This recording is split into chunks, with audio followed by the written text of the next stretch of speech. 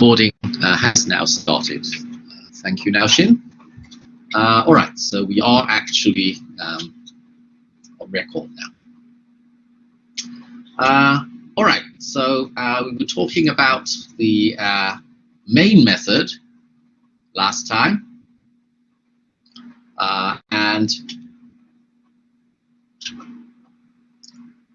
this is in tj1asn.tj, right? The package is tj1asn, and the class is tj.java. And this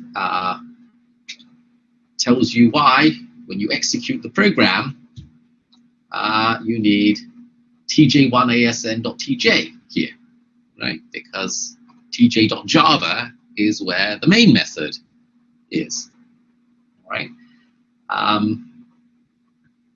Another thing to note, let's go back one more slide, is that in main, maybe I should go back to main here. All right, so args, this array, args is the is class domain. So args0 is the first command line argument, and args1 is the second command line argument. And so when you run the program this way, let's say you do it like this, right? Of which what you see on this slide is a concrete example. Then the first command line argument, arg0, is the source file name, cs316x12.java in this case, and the second command line argument, args1, is the output file name. That's the name of the file where the parse tree is going to be written. And so in this case, 12.sol is the string that is in args1.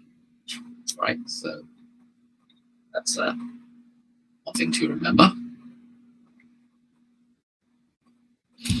Now inside main, there are two variables, input file name and output file name, that are initialized to arg0, the input file name, as I just mentioned, and args1, the output file name.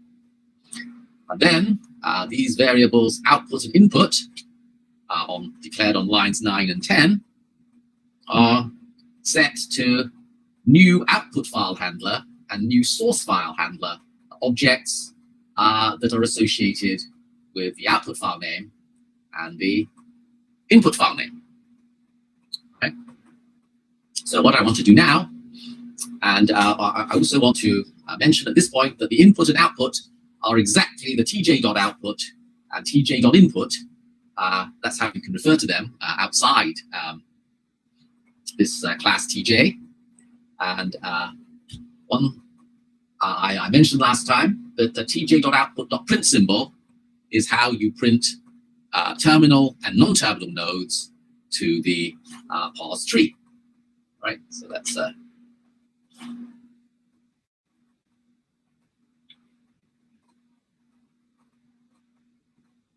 right, so tj.output.print symbol x, symbols.x, tj.output.print symbols.x null will print x.symbol representation for output file to the output file as a parse tree node. We saw an example. We saw lots of examples of this. So tj.output.print symbols.mt program will print this line.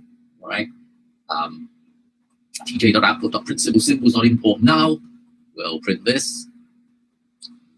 And so exactly why is the string exactly the one that you see here? Well, that's because of the symbol representation for output file field, right? So this field is initialized, is set to the string passed as first argument of the constructor call for symbols.x. So for import,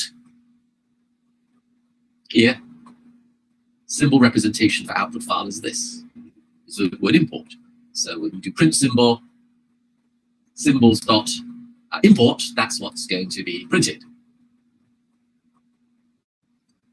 And when you print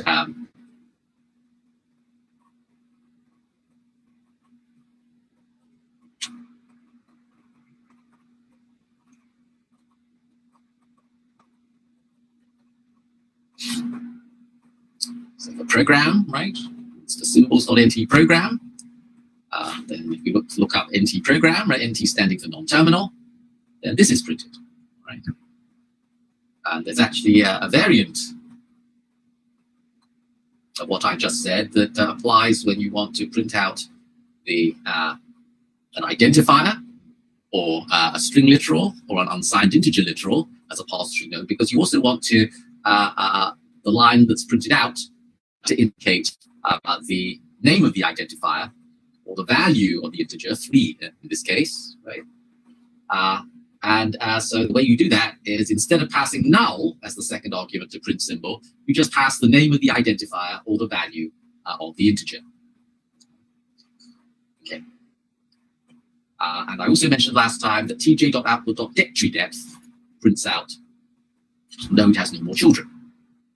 There's also a variable called treeDepth that controls the amount of indentation with which each line is printed.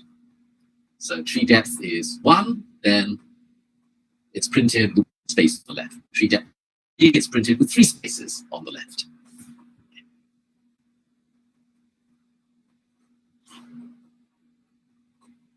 All right, so let's get back to it. All right, now we're going to take a look at output file handler .java, right? Starting with the constructor.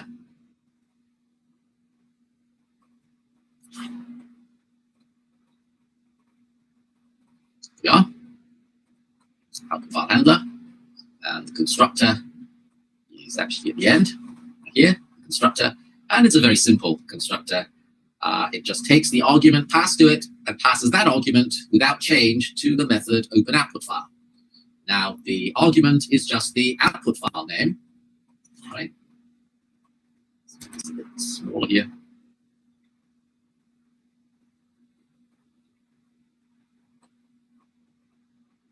Right, the argument, remember, is just the output file name here, right, on line 22. And so openOutputFile is called. OpenOutputFile is begins on line 62. And so the important line is line 73, which sets the variable outFileWriter to a print writer that's associated with the output file. So this new FileWriter file name will cause a file to be open for writing, cause the file whose name is the output file name to be open for writing, and this new print writer creates a print writer object associated with that file. And then when you print to this print writer, you will actually be printing to the file. And so that so a reference to the print writer is stored in outFileWriter, and outFileWriter is this variable declared on line 10. Right? So this outFileWriter is going to be set to refer to the print writer associated with the output file. So when you print to the outFileWriter, you're printing to the output file. Now, this is the variable treeDepth that I mentioned a few seconds ago. So treeDepth controls the number of spaces printed on the left of each token or non-terminal in the sideways parse tree. So it controls the indentation level of each line. Right? So getTreeDepth returns the value of treeDepth. treeDepth itself is not public, but getTreeDepth is public. And incTreeDepth is one of the modifier methods. So it can be called, it's a public method, so it can be called from any other class, and it's called to increase the value of treeDepth. And another public modifier method is decTreeDepth. And this first prints treeDepth spaces. All right, this loop prints to outFileWriter, that means to the parse tree file, treeDepth spaces. And then it prints to the output file, node has no more children. Okay. And then it decrements the treeDepth. Okay. So the important thing is that the treeDepth is only decremented after the node has no more children has been printed. All right, so it's important not to get that mixed up, right? Don't think that you decrement the treeDepth and then print node has no more children. So node has no more children is printed before the treeDepth is decremented, so it has the same indentation level as the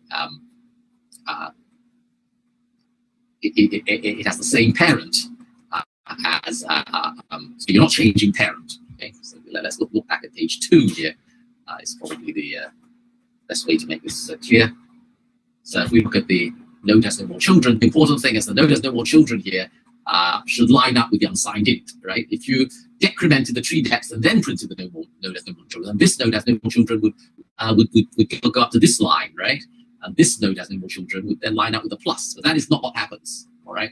So node has no more children is indented more than the node that has no more children. Right? This is saying x1 has no more children, and the node has no more children line is indented further than x1.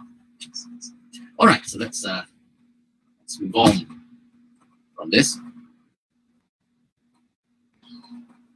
Now let's talk about the method print symbol. So there are two versions of this. There's one version with just one argument, and that's used to print non-terminals. But this version just calls the other version with a second argument of null. Okay, so when you call this, but with null here. Now this version is used to print terminals, and this works as follows. So unless we have the exceptional situation where the program is not looking at a token, so that's very exceptional.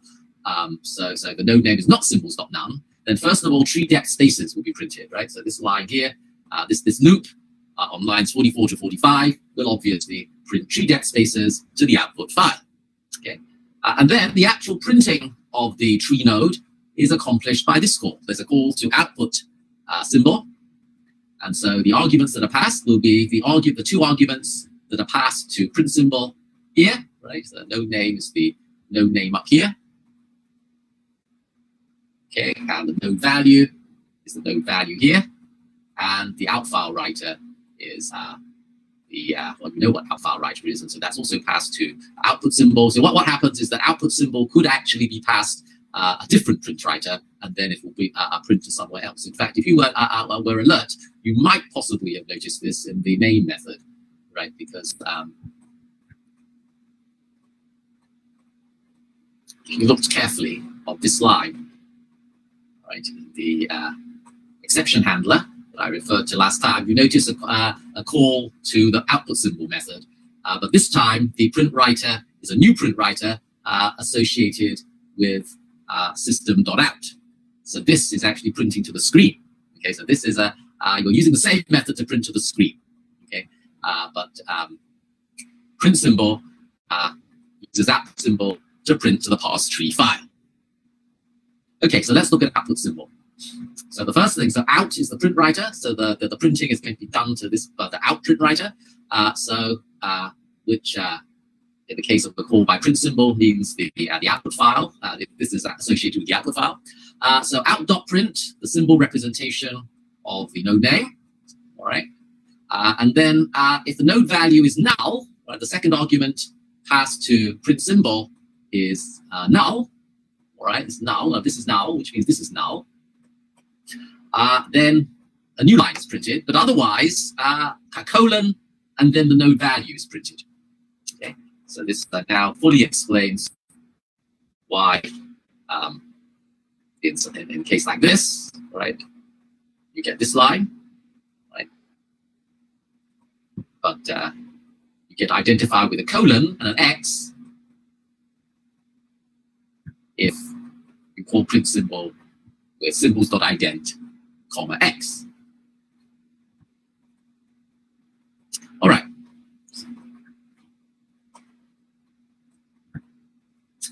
Right.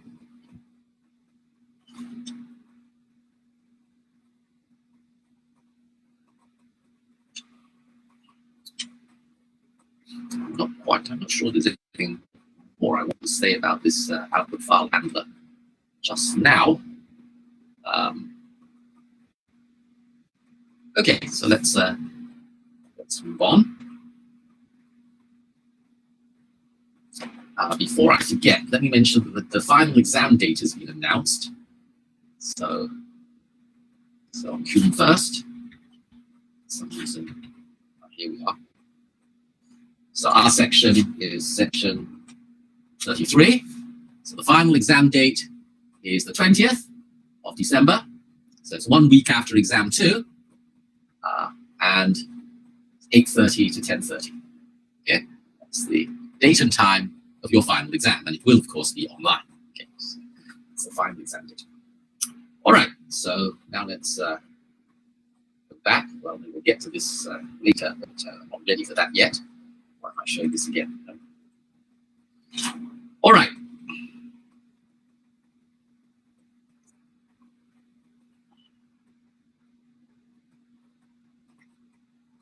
Now, let's talk about lexicalanalyzer.java. So, as its name suggests, this is the lexical analyzer. And the responsibility of the lexical analyzer is to decompose the input file into a sequence of terminal instances. So, there is a variable called current token, which is initialized to symbols.none. And this variable, current token, contains the symbols.x constant that represents the tiny j token that your program is now looking at. And this is a private variable, but code from outside the class can call getCurrent token, the public accessor method, to get the value of current token. And I'll have something to say about this current token needs to be inspected equals false in a few minutes. For some reason, this variable was declared after this method. If I were doing it again, I would declare this variable earlier, but Java doesn't mind. Right? So this variable is this one. All right. So this is a very, very important variable because the lexical analyzer has a method called nextToken, and every time you call nextToken, a getCurrent token, a current token, right, is going to be changed to contain the symbols.x object that represents the next token in the input file. Okay, so that's how the lexical analyzer works. It allows the other classes to call, and really it's the parser.java class, the class you're going to be working on, that calls next token. So it allows parser.java to call a next token to find the next token and set the variable current token to the symbols.x object that represents the next token. So parser.java, the file that you need to work on for assignment 1, is going to look at the input file 1 token at a time. It doesn't look at individual characters, it looks at tokens. So when it's done with a particular token, it can call next token, and then after that, current token will be the symbols.x object that represents the next token. Now, parser.java can't directly access current token, but it can call getCurrentToken to see the value of current token.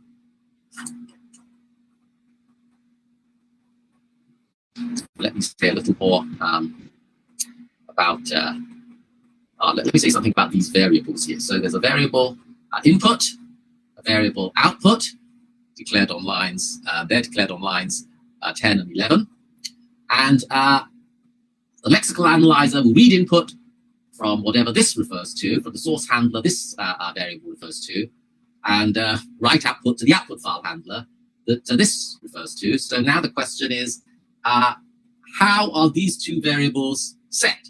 And the answer is they are set by a call of setIO. All right. So whoever calls setIO passes a source handler and an output file handler object, and the input is going to be set to refer to the source handler, and output is going to be set to refer to the output file handler. So now the next question is, who calls setIO, right? And I hope you still remember, but maybe you don't, right? Because I didn't actually spend that much time on it last week, but I'll show you again, okay? So the call of setIO is on line 25 of May. Okay, this highlighted line here, line 25. So you pass this input and this output. So that you're passing tj.input and tj.output to setIO. So what that means is that this input, after setIO is called by the main method, then this input and this output will refer to tj.input and tj.output. In other words, they will refer to the source handler and the output file handler associated with the input and output files.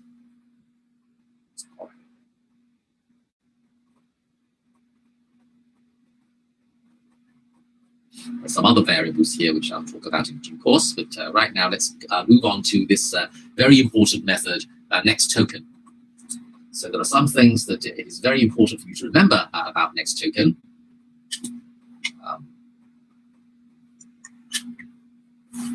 Okay. So when you call next token, it does three things. All right.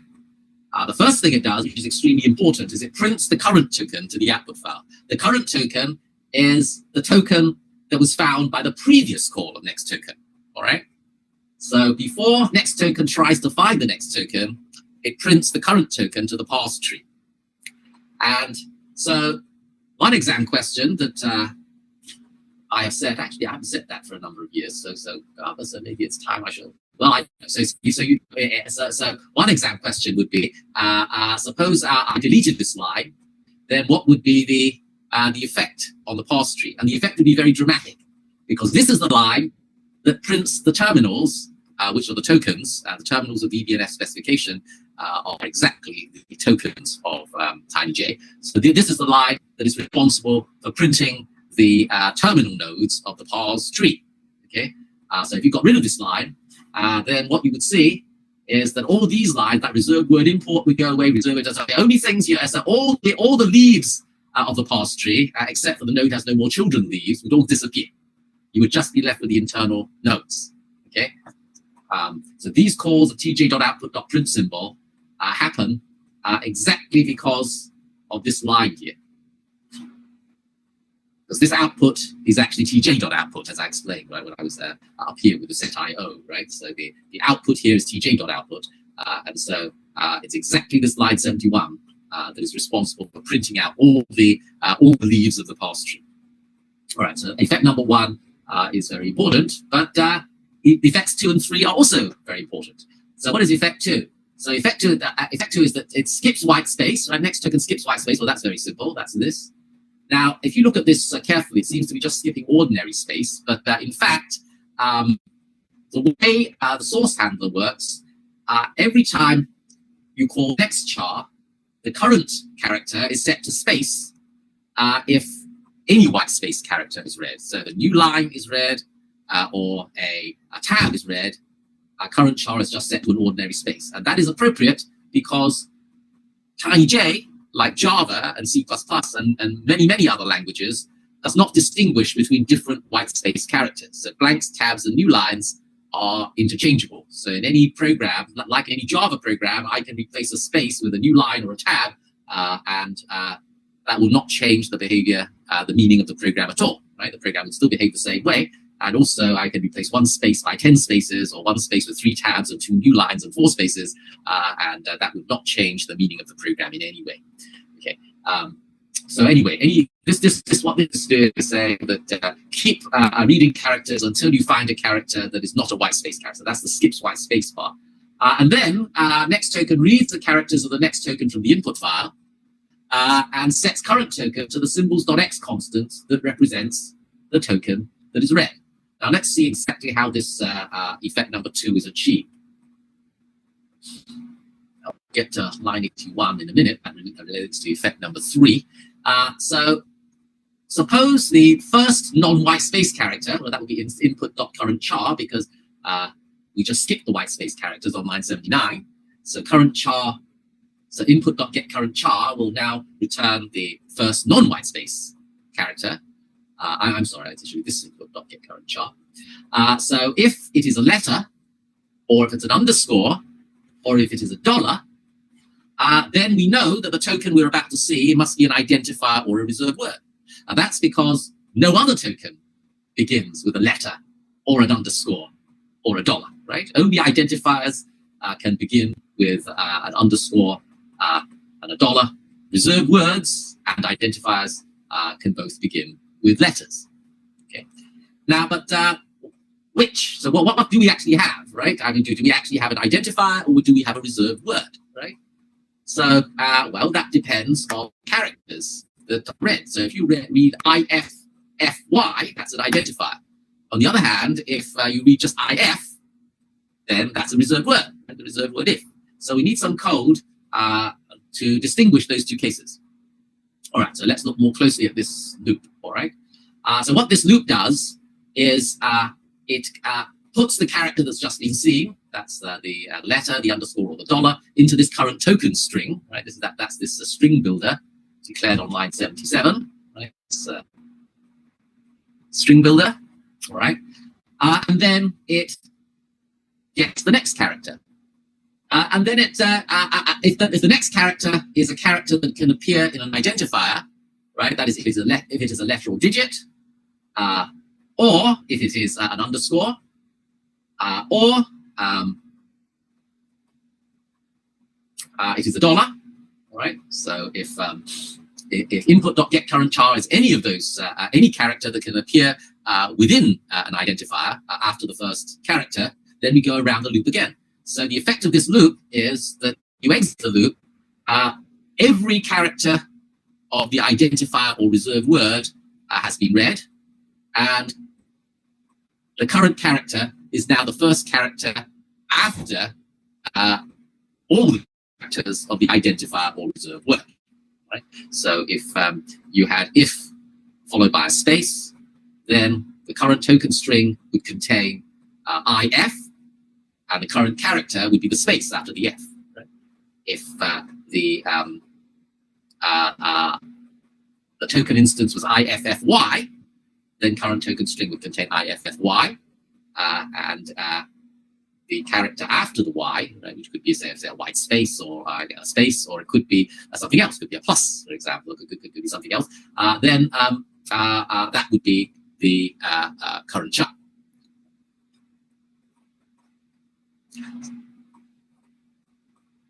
Now, this variable current spelling is then set to the string that is in the string builder, current token string. All right. So this variable actually is going to be important in assignment 2. So let me just spend a couple of seconds on this, because you are going to need it you are going to need it in assignment 2. So that's declared here.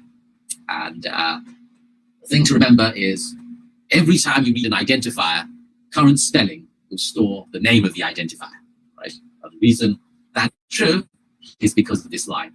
Current spelling equals current token string dot to string, which is executed after this loop. All right, now here we have some important lines.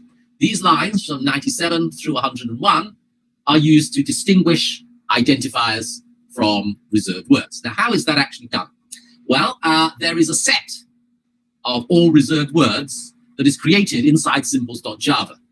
So if we just go back to symbols.java, so this is symbols.java, which we looked at last week. Now, if we look on line 98, you can see this declaration of a variable reserved words. And this is set to this enum set, all right? And this enum set is a set of symbols.x objects. In fact, which set? It's the set of everything, all the symbols.x objects from int up to and including scanner. So let's take a look at what exactly that range is. So int we see on line 8, and scanner we see on line 30. So the range from int to scanner is exactly the range of all the TinyJ reserved word symbols. Okay, so because of that, right, we conclude that this line sets reserved words to refer to the set of all the TinyJ reserved words. Right? So now this for each loop iterates over the set. So res word is set to each reserved word symbols.x object in turn. And then for each of those objects, a test is done. So we check whether the spelling of the identifier or reserved word, so the next token doesn't yet know which of those it is, so the current spelling is checked against the spelling of that reserved word, right? So res word is the symbols.x object that corresponds to the reserved word we're looking at, and the reserved word spelling is the spelling of that reserved word, right? And so if there's a match, if the current spelling is the same as the spelling of the reserved word, then the current token is set to that symbols.x object, symbols.x object res word that represents the reserved word in question, and then next token returns. If, on the other hand, the current spelling doesn't match the spelling of any of the reserved words, then this loop will exit without this test ever being true. And so then we will execute line 102. And the effect of that is that the current token will be set to ident. So if the current spelling is IFFY, right, then this if condition will always be false. And so eventually we'll have iterated over all the reserved words. And then after that, we exit the for loop and execute this. The current token is set to ident. And in that case, token value is set to current spelling, right? And now, and then next token returns control to its caller, having set current token and token value, right? So now we return to the third effect of next token. So next token sets token value appropriately if that token is an identifier, a string literal, or an unsigned literal. That's because those tokens are many instances, and token value will tell you what instance we're looking at. So in the case of an identifier, it tells you the name of the identifier. In the case of a string literal, it tells you the characters of the string. In the case of an unsigned literal, token value will tell you the value, the numerical value of the literal. In all other cases, token value will be null, and that is because of line 81, right? Because token value is initialized to null, so if token value isn't changed after that, then token value will still be null. Okay. So that's effect number 3. One more thing. So I mentioned reserved word spelling. So how is it the reserved word spelling gets the spelling of the reserved word? Well, we actually did look at this, though I didn't. Well, maybe I did. I can't remember if in this section I actually said anything about this.